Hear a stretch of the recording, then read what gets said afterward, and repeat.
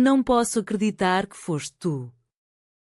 A voz de Inês tremia no silêncio da livraria Bertrand, no chiado, onde o cheiro antigo de papel se misturava ao aroma de café acabado de moer. Os olhos dela, castanhos como o rio Tejo ao entardecer, fixavam-se em Catarina, que segurava o prémio literário nas mãos como se fosse uma bomba prestes a explodir. Catarina não respondeu de imediato. Limitou-se a baixar o olhar para o troféu dourado, sentindo o peso não do metal, mas de anos de rivalidade que, naquela noite, se tornara algo irreconhecível. Como podia ser? Durante 10 anos, as duas haviam sido as vozes mais agudas da literatura portuguesa contemporânea. Inês Ribeiro, a Lisboeta de Alfama, com os seus romances cheios de saudade e fado. Catarina Mendes, a portuense dura, criada nas margens do Douro, que escrevia sobre mulheres que quebravam correntes sem pedir licença.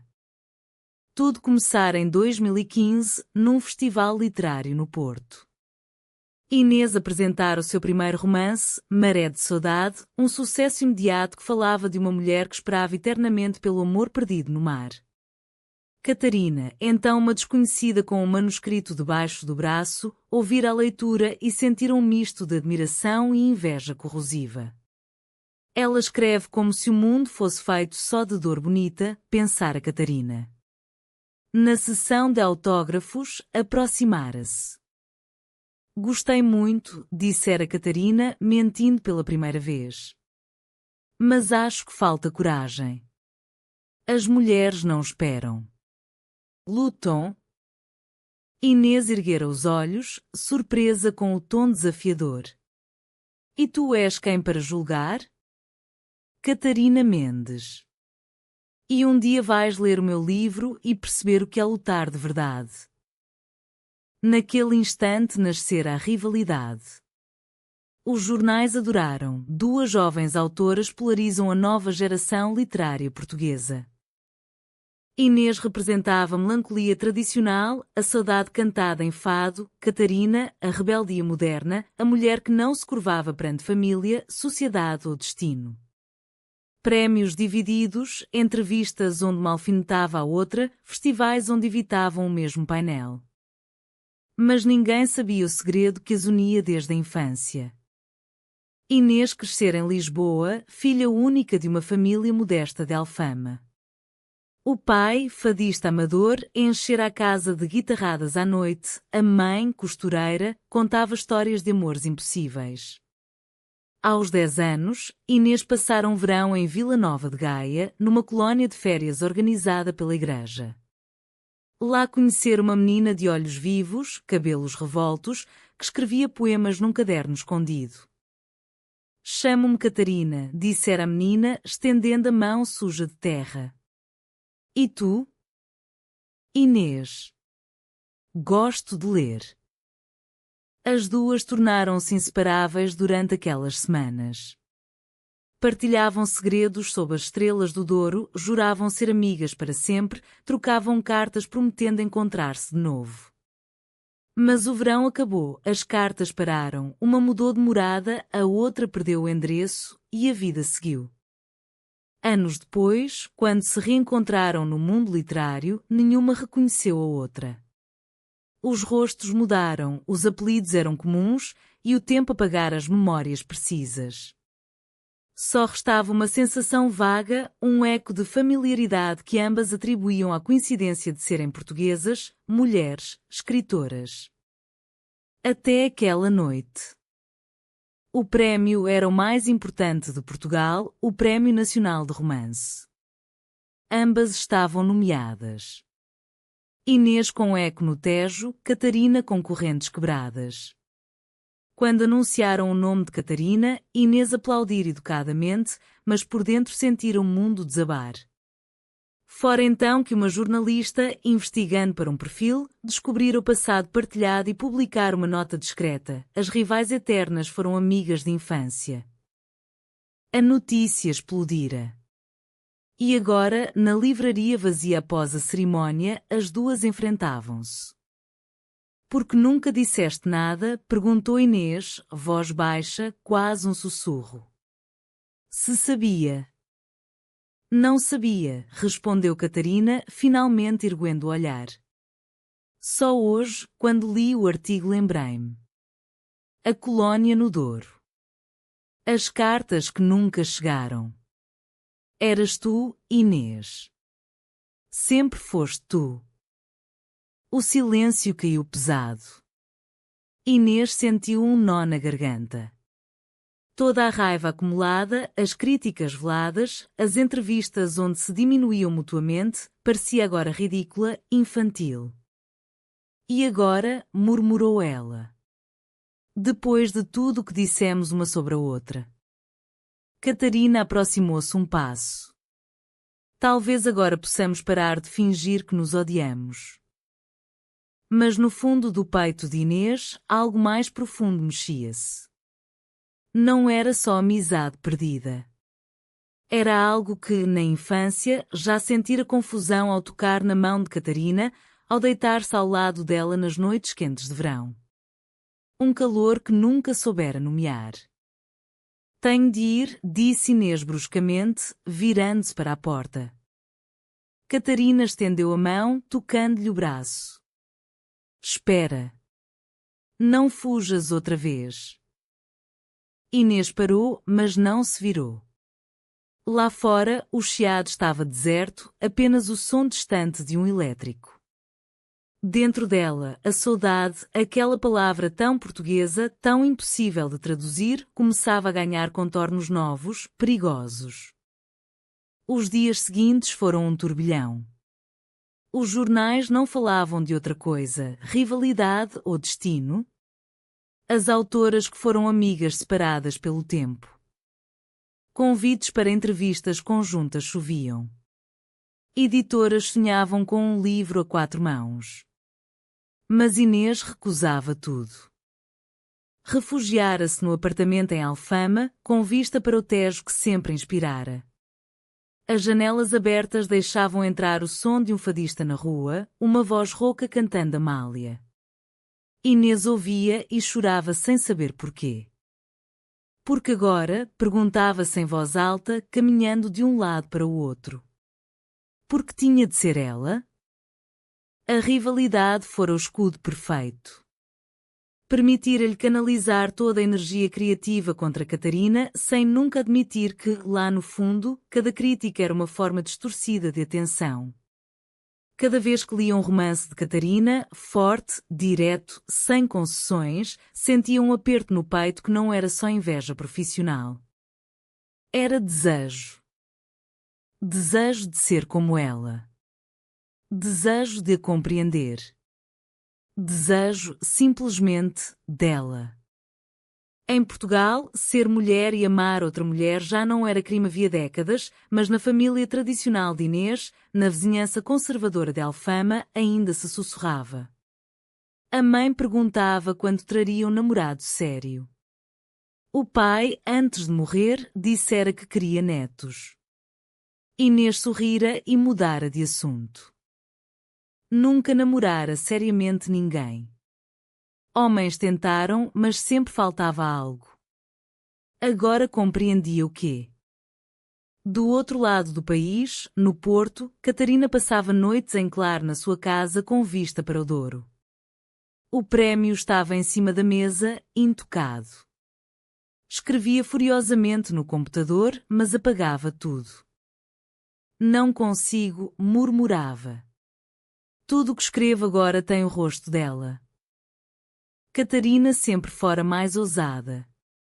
Criada numa família operária, aprendera cedo que a vida era luta. Escrevera o primeiro romance aos 25 sobre uma mulher que abandonava marido e filhos para seguir o sonho de ser marinheira, escândalo na época, mas prémios internacionais seguiram-se. Nunca se assumira publicamente, mas também nunca escondera. Namorara mulheres em silêncio, relacionamentos breves que terminavam quando a carreira exigia. Não há espaço para amor na minha vida, repetia a si mesma. Mas Inês. Desde o reencontro no festival, sentira algo. A suavidade da voz de Inês, o modo como os olhos dela se umedeciam ao falar de saudade, a elegância com que se movia, tudo a perturbava. A rivalidade fora defesa. Atacar primeiro para não ser atingida. Agora, o passado voltava como uma maré alta. Decidiu agir. Comprou bilhete de comboio para Lisboa. Chegou sem avisar, bateu à porta de Inês numa tarde chuvosa de novembro. Inês abriu, surpreendida. Vestia um robe simples, cabelo solto, olhos vermelhos de chorar. Que fazes aqui? Precisamos de falar.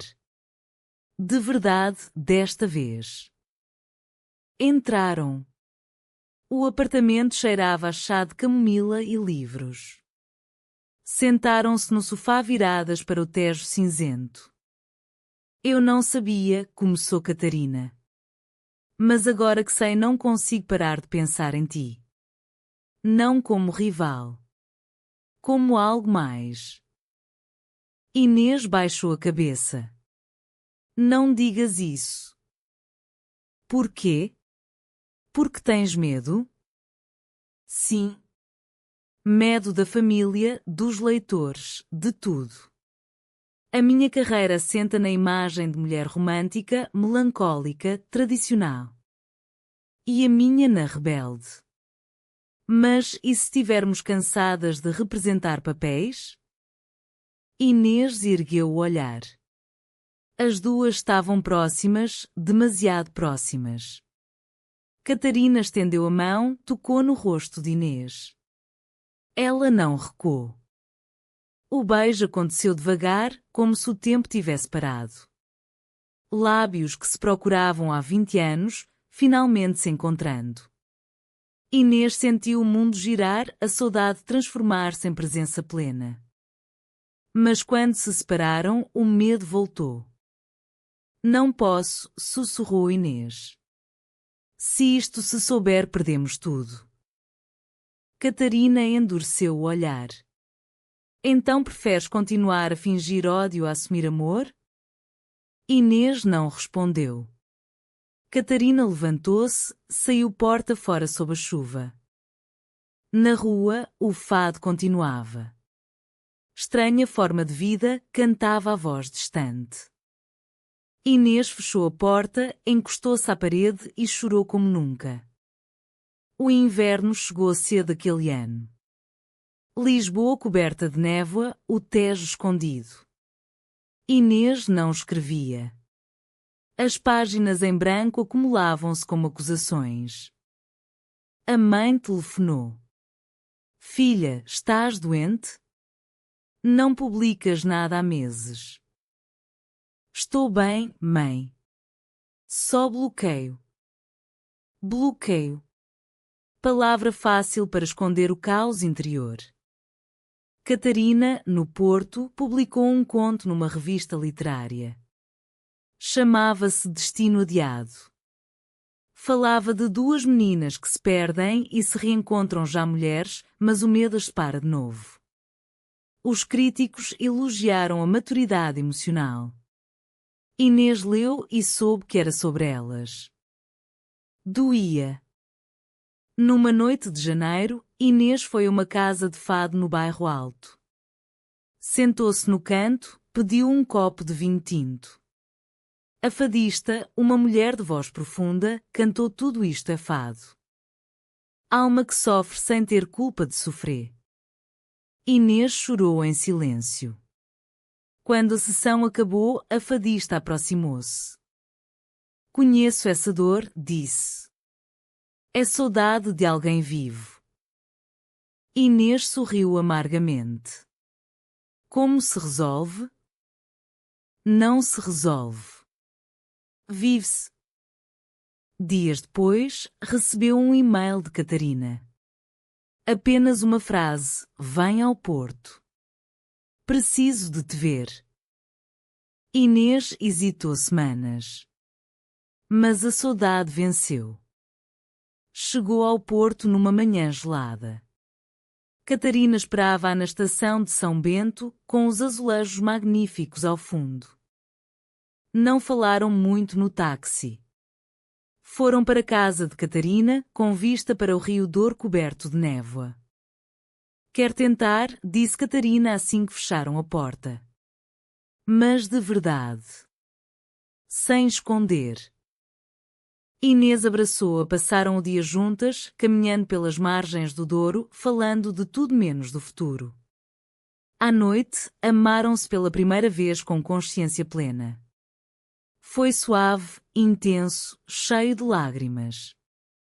Mas a realidade bateu à porta. Uma foto tirada por um turista, as duas de mão dada na ribeira, viralizou nas redes. As rivais apaixonadas? Os jornais sensacionalistas adoraram. A família de Inês soube. A mãe ligou histérica, que vergonha. O que vão dizer os vizinhos? Os leitores dividiram-se. Uns aplaudiam a coragem, outros acusavam de marketing.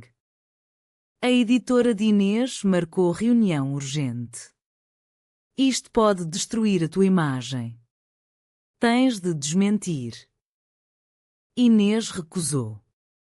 É verdade. Perdeu o contrato de renovação.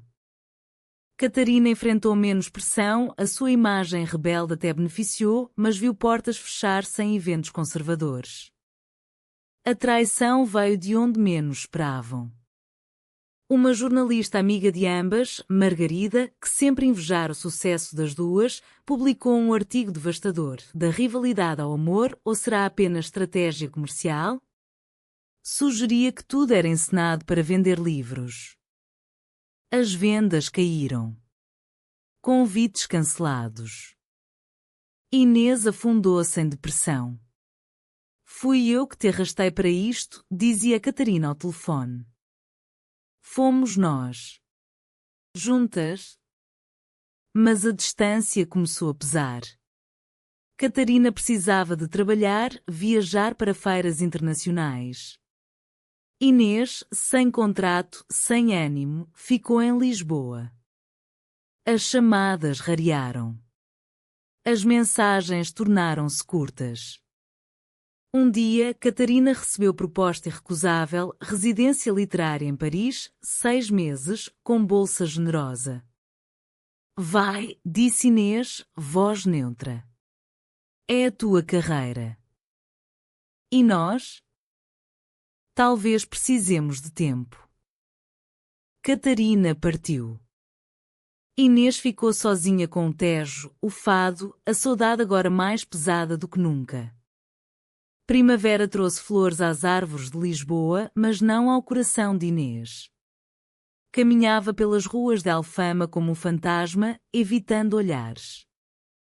Escreveu finalmente. Um romance curto, cru, sobre duas mulheres que se amam mas o mundo não permite. Chamou-lhe Saudade Proibida. Enviou para uma editora pequena, independente. Aceitaram. Publicaram em tiragem modesta. O livro tocou muita gente. Cartas chegaram, mulheres que se identificavam, que agradeciam por finalmente se sentirem vistas. Inês começou a dar entrevistas discretas. Falava de amor, não de escândalo. Do outro lado do Canal da Mancha, em Paris, Catarina lia tudo. O sucesso discreto mas profundo de Inês doía-lhe como remorso. A residência parisiense foi produtiva. Escreveu um novo romance, o melhor até então. Mas sentia-se vazia. Amor não se resolve com distância, pensou. Decidiu voltar antes do tempo. Chegou a Lisboa sem avisar, numa tarde de maio cheia de luz. Bateu à porta de Inês. Quando esta abriu, os olhos encheram-se de lágrimas. Voltei, disse Catarina simplesmente. Para ficar. Se ainda quiseres. Inês abraçou-a com força, como se temesse que fosse sonho. Foram reconstruindo devagar. Moraram juntas no apartamento de Alfama. Aprenderam a ignorar os olhares, as fofocas. A família de Inês, aos poucos, aceitou, a mãe até foi jantar uma vez, constrangida mas presente. A carreira renasceu diferente. Escreveram juntas um livro, Duas Vozes, um destino, que contou a história delas de forma ficcionalizada. Tornou-se best-seller. Aceitaram convites para falar sobre literatura e amor, sobre ser mulher em Portugal no século XXI. A rivalidade eterna transformara-se em parceria eterna. Numa noite de verão, sentadas na varanda com vista para o Tejo iluminado, Catarina disse: "Achas que o destino sempre soube?" Inês sorriu, beijando-a suavemente. Sabia. Só nós é que demoramos a perceber. O fado soava ao longe. Mas agora era fado alegre, de amor encontrado. Não preciso manter-me ilcada. Expandindo esta parte com mais conflito interno. As dúvidas voltaram em ondas. Inês acordava à meio da noite, coração acelerado. E se for só ilusão? E se o amor não resistir à rotina? Catarina também lutava. A independência fora a sua armadura tantos anos. Agora partilhar espaço, decisões, vida. Discutiram. Palavras duras, portas batidas. "Preciso de ar", disse Catarina uma vez, saindo para caminhar sozinha pela noite lisboeta. Inês ficou, chorando. Talvez não estejamos destinadas a ficar juntas. Talvez o destino só nos tenha cruzado para aprendermos algo. Mas voltavam sempre. Porque o amor, descobriam, não era só paixão. Era escolha diária. Foram ao Porto visitar a família de Catarina. A mãe, viúva operária, recebeu Inês com reserva inicial, mas o bacalhau a Gomes de Sá e o vinho verde derreteram barreiras. "Se a minha filha é feliz, eu sou", disse por fim. Em Lisboa, a mãe de Inês levou mais tempo, mas um dia apareceu com um prato de arroz doce. Para as duas. Pequenos gestos que curavam feridas antigas. Escreveram juntas. Sentadas à mesma mesa, debatendo frases, rindo de ideias loucas. O livro nasceu assim, alternando capítulos, vozes distintas mas harmoniosas. Quando saiu, a crítica aplaudiu. Finalmente, a literatura portuguesa contemporânea fala de amor entre mulheres sem sensacionalismo, com profundidade. Venderam bem. Viajaram pelo país em apresentações. No Algarve, em Faro, numa livraria à beira-mar. Em Coimbra, na universidade. No Douro, num festival de vinho. Em todo lado, pessoas aproximavam-se. Obrigada por nos darem voz.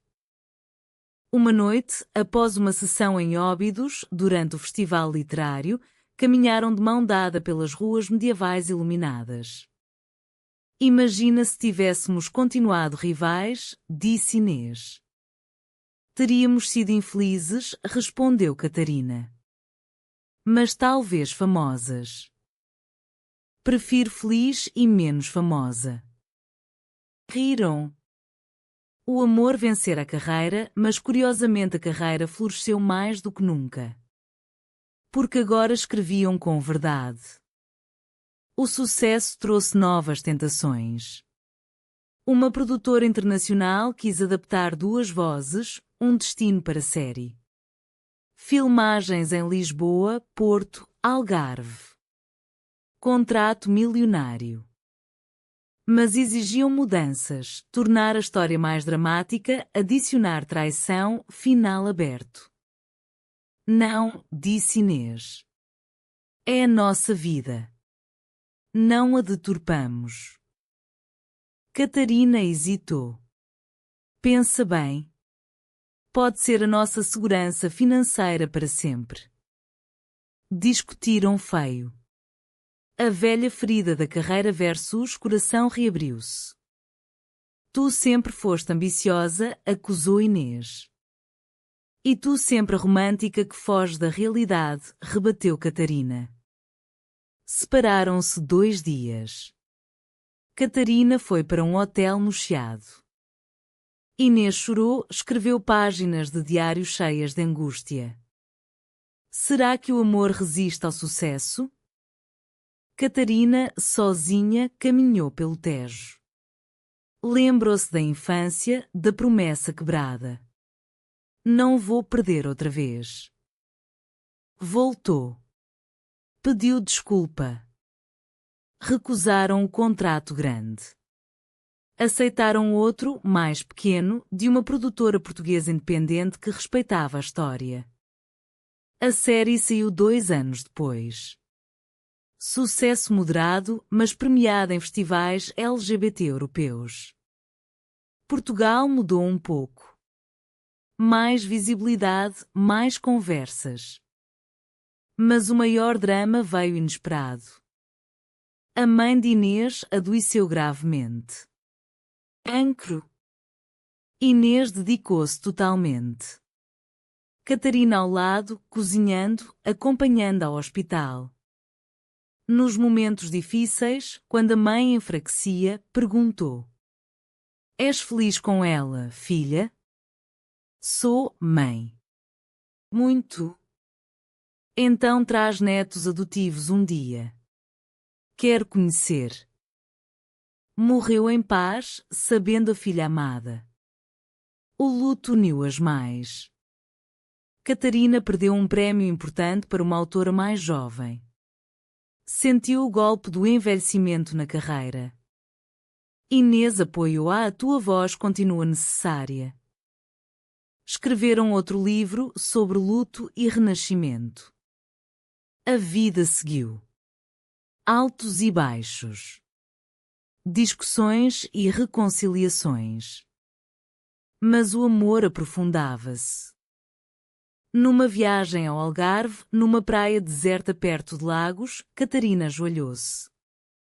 Queres casar comigo? Inês, lágrimas nos olhos, disse sim. Casaram discretamente, só família e amigos próximos, numa quinta no Alentejo, sob sobreiros centenários. A notícia saiu. Portugal celebrou. As autoras que transformaram rivalidade em amor eterno. 10 anos depois, Inês e Catarina viviam numa casa pequena em Sintra, rodeada de névoa e floresta. Adotaram 2 meninas, uma de Lisboa, outra do Porto, simbolismo que as fazia rir. Escreviam ainda, mas mais devagar. Livros infantis agora, cheios de princesas que salvavam princesas. Davam palestras em escolas sobre diversidade, aceitação, coragem. A rivalidade era memória distante, contada com humor nas entrevistas. Imaginávamos ódio eterno, mas era destino, diziam. Numa tarde de dezembro, sentadas na varanda com vista para o Palácio da Pena envolto em névoa, Catarina pegou na mão de Inês. Lembras-te daquela noite na Bertrand? Como poderia esquecer? Pensava que te odiava. E eu achava o mesmo. Riram. O sol poente tingia o céu de vermelho e dourado. Inês encostou a cabeça no ombro de Catarina. Sabes o que aprendi? Que a saudade mais dolorosa é a de algo que nunca vivemos por medo. E a mais bela é a que se transforma em presença. As meninas corriam no jardim, rindo. Portugal mudara. Mais aberto, mais humano. Mas a maior mudança fora nelas. 2 autoras que escolheram o coração. E, ao fazê-lo, encontraram não só amor, mas liberdade verdadeira. O fado já não era de perda. Era de reencontro. Anos de terapia, conversas infinitas, aprenderam a comunicar sem armaduras. Viajaram juntas pelo mundo. Brasil, onde foram recebidas como heroínas da literatura lésbica, Espanha, França, até Nova York. Mas sempre voltavam a Portugal. Às raízes. Num festival em Óbidos, 20 anos após o prémio Que Tudo Mudara, subiram ao palco juntas. Esta história, disse Inês ao microfone, é para quem ainda tem medo de amar. Catarina completou: lembrem-se, por vezes, a maior rival é o medo dentro de nós. O público aplaudiu de pé. Naquela noite, no hotel literário cheio de livros, amaram-se como da primeira vez. Com a mesma intensidade, mas agora com a sabedoria dos anos. Porque o destino, afinal, não era rivalidade eterna. Era amor que esperava pacientemente para ser reconhecido. E, uma vez reconhecido, nunca mais partia.